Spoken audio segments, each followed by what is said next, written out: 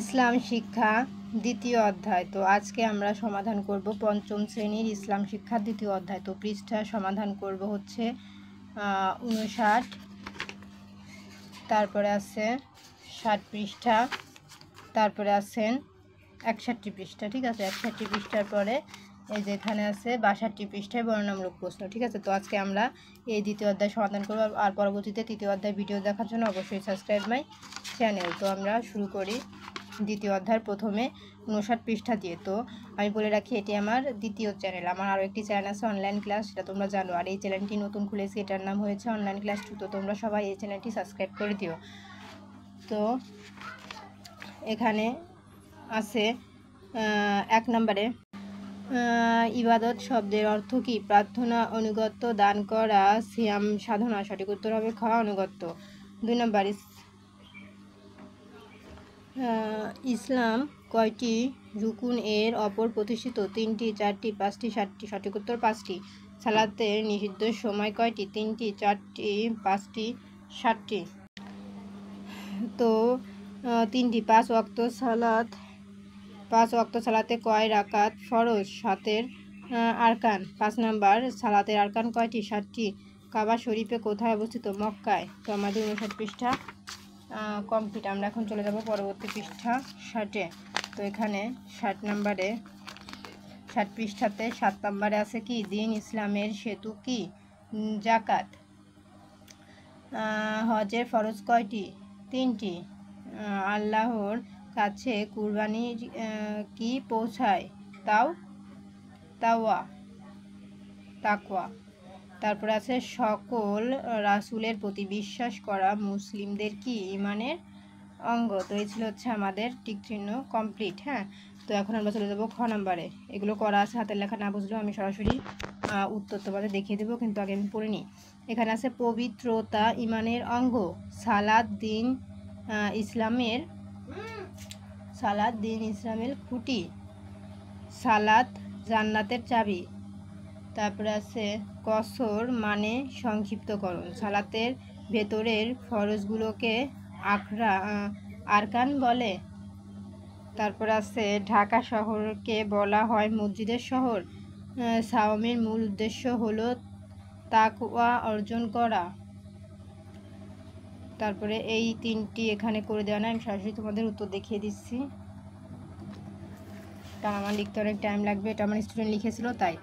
এই যে পবিত্রতা খুঁটি, জান্নাতের কসর, আরকান, মসজিদের তাকওয়া, মাশারিফ, একবার, আসসালামু আলাইকুম। তো এই ছিল হচ্ছে আমাদের মোট 10টি সংক্ষিপ্ত শূন্যস্থানের উত্তর। তো এই ছিল আমাদের উত্তর, তোমরা স্ক্রিনশট দিয়ে নাও। তো এখন আমরা চলে যাব ডান বাম মিলকরণে। তো এটি হচ্ছে আমাদের 61 পৃষ্ঠা গ নাম্বার, ডান দিকের সঙ্গে বাম দিকের মিলকরণ। ঠিক আছে, তো আমরা এখানে মিলকরণ করব। এখানে আছে ইবাদত কি হবে? আনুগত্য 1। তারপরে সালাত মানে ক্ষমা প্রার্থনা করা 2। তারপরে আছে মুসাফির মানে ভ্রমণকারী 3। তারপরে 4 সাওম অর্থ বিরত থাকা, এই যে 4 বিরত থাকা।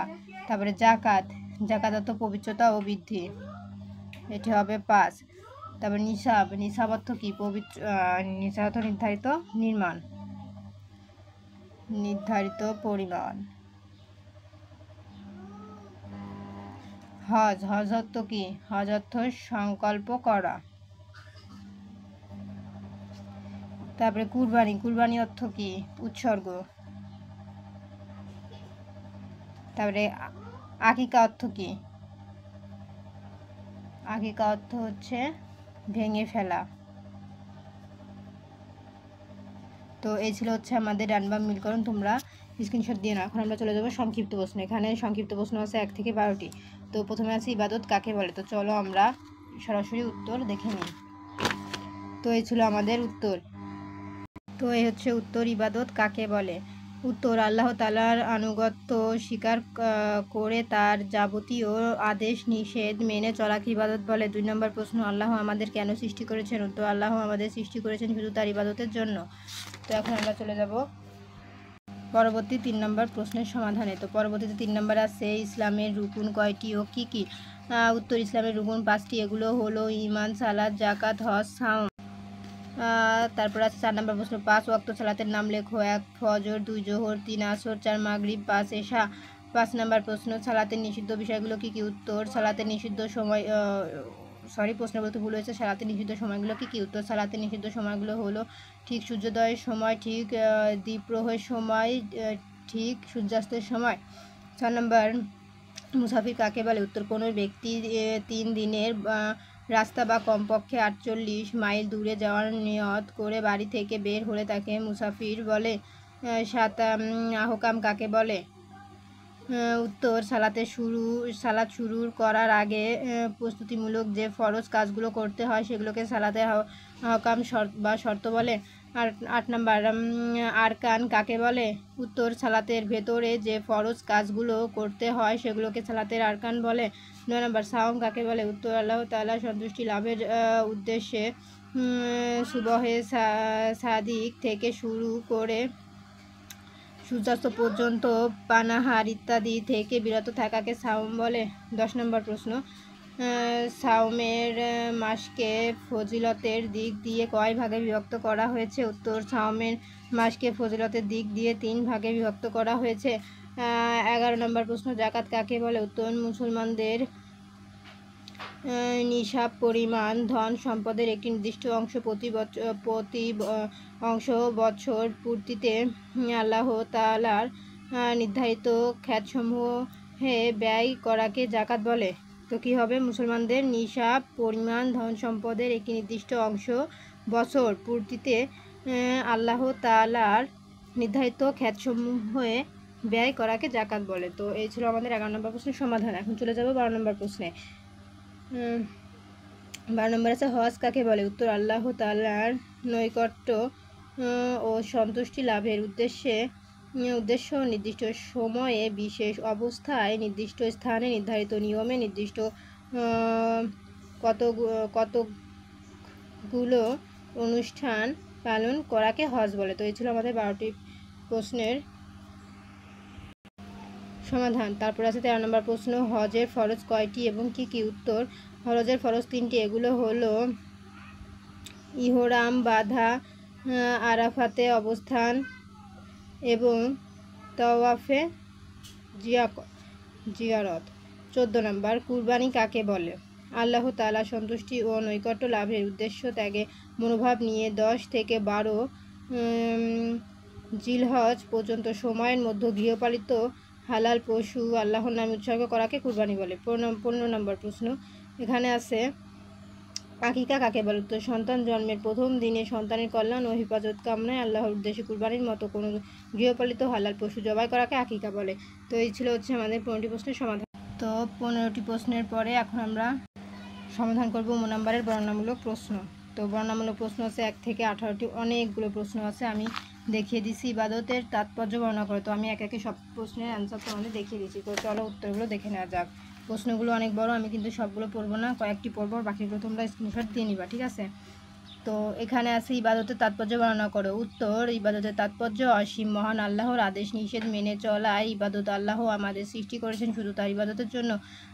কুরআন মজিদে তিনি বলেছেন, আর আমি জিন ও মানব জাতিকে কেবল আমার ইবাদতের জন্যই সৃষ্টি করেছি। সূরা জারিয়াত আয়াত 56। ইবাদতে আল্লাহ তাআলা খুশি হন, এতে দুনিয়ার জীবন সুখের হয়, পরকালে পরম শান্তিময় স্থান জান্নাত লাভ করা যায়। আর যারা ইবাদত করেন না, আল্লাহর পথে চলেন না, আল্লাহ তাদের প্রতি অসন্তুষ্ট হন, তারা দুনিয়াতে শান্তি পায় না, পরকালেও তাদেরকে জাহান্নামে কঠোর শাস্তি ভোগ করতে হবে। তাই প্রত্যেক মুসলিম নর-নারীর প্রধান কর্তব্য হচ্ছে আল্লাহর ইবাদত করা। তো এই ছিল একটি প্রশ্নের সমাধান। এখন 2 নম্বর প্রশ্নে বলা আছে, সালাতের গুরুত্ব বর্ণনা করো। তো এই হচ্ছে সালাতের গুরুত্ব 1 থেকে 8টি, ঠিক আছে? আমি বলে দিই। তো আসলে সব কয়টি প্রশ্ন যদি আমি তোমাদের পড়ে শোনাতে যাই তাহলে আমার অনেক টাইম চলে যাবে, তো তোমরা স্ক্রিনশট দিয়ে নাও। এই যে 2 নাম্বার প্রশ্ন, ঠিক আছে। 3 নাম্বার প্রশ্ন 5 ওয়াক্ত সালাতের সময় বর্ণনা করো। তো এই হচ্ছে 3 নাম্বার প্রশ্ন, তোমরা স্ক্রিনশট দিয়ে নাও। আমি প্রশ্নটি ধরেছি, ঠিক আছে। 3 নাম্বারের পরে চলে যাব 4 নাম্বার প্রশ্নে, কারণ আমার ভিডিওটি লং হয়ে যাচ্ছে, যার কারণে আমি আর পড়লাম না, আমি তোমাদের দেখিয়ে দিচ্ছি, তোমরা স্ক্রিনশট দাও। 4 নাম্বার প্রশ্ন সালাতের ফজিলত ও শিক্ষা বর্ণনা করো। তো এই হচ্ছে সালাতের ফজিলত, ঠিক আছে, তোমরা স্ক্রিনশট দাও। আর হচ্ছে শিক্ষা হচ্ছে এই পৃষ্ঠাতে আছে, এই হচ্ছে শিক্ষা, ঠিক আছে, তোমরা স্ক্রিনশট দিয়ে নাও। তো 4 নাম্বারে পরে চলে যাব 5 নাম্বার প্রশ্নে 2 রাকাত ফরজ ও সালাত আদায়ের নিয়ম লেখো। তো এই হচ্ছে 5 নাম্বার প্রশ্নের অ্যান্সার, ঠিক আছে, স্ক্রিনশট দিয়ে নাও।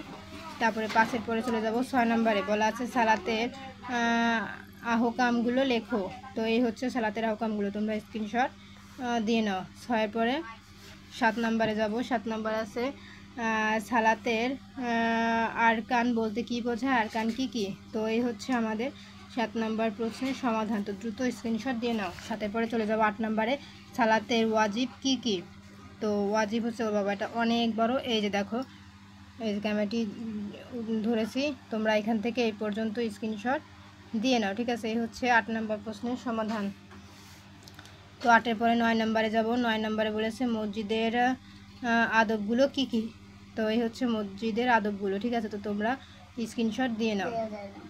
তো 9 নাম্বার কমপ্লিট, স্ক্রিনশট দিয়ে নাও। 9-এর পরে চলে যাব 10 নাম্বারে। 10 নাম্বারে বলেছে সাওমে গুরুত্ব তাৎপর্য সংক্ষেপে লেখো। তো এই পর্যন্ত লেখো, পরবর্তীতে ওই পৃষ্ঠাতে আছে ওইটা স্ক্রিনশট দিয়ে নাও। তো এটা স্ক্রিনশট তোমাদের হয়ে গেলে ওই 10 নাম্বারেরই এই সাইডে আরও একটু আছে, তোমরা এইটুকু স্ক্রিনশট দিয়ে নাও। এটির পরে চলে যাব 11 নাম্বার। 11 নাম্বারে বলেছে জাকাতের তাৎপর্য ও শিক্ষা বর্ণনা করো।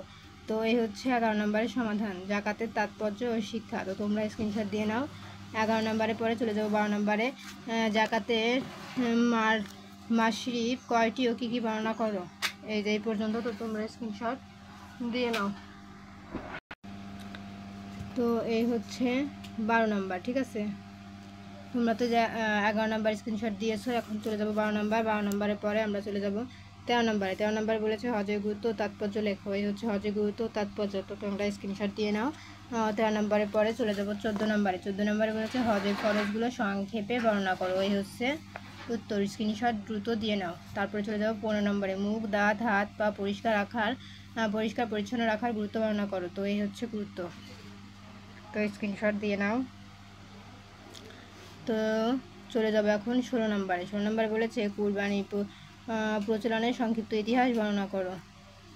এই হচ্ছে সংক্ষিপ্ত বর্ণনা। তো তোমরা এটারও স্ক্রিনশট দিয়ে নাও, কারণ আমি যদি প্রত্যেকটা প্রশ্ন পড়তে যাই আমার এই ভিডিওটা হয়ে যাবে মিনিমাম 1 ঘন্টা, ঠিক আছে। তো যার কারণে আমি তোমাদের লাস্টের এই প্রশ্নগুলো আর পড়লাম না। তারপরে 17 নম্বর প্রশ্নে আছে ধর্মীয় অনুশাসন পালনের নিষ্ঠা ও আন্তরিকতা গুরুত্ব বর্ণনা করো। তো এই হচ্ছে উত্তর, 17 নম্বর। এবং 18 নম্বরে বলেছে সকল ধর্মাবলম্বীদের প্রতি উদার সহিংসতা ও সহনশীল হওয়ার গুরুত্ব বর্ণনা করো। এই হচ্ছে 18 নম্বর। তো 17-18 স্ক্রিনশট একবার দিয়ে নাও। তো আজকের মতো এই পর্যন্তই। পরবর্তীতে তোমরা যদি তৃতীয় অধ্যায় ভিডিও দেখতে চাও তাহলে অবশ্যই সাবস্ক্রাইব করো আমার চ্যানেল।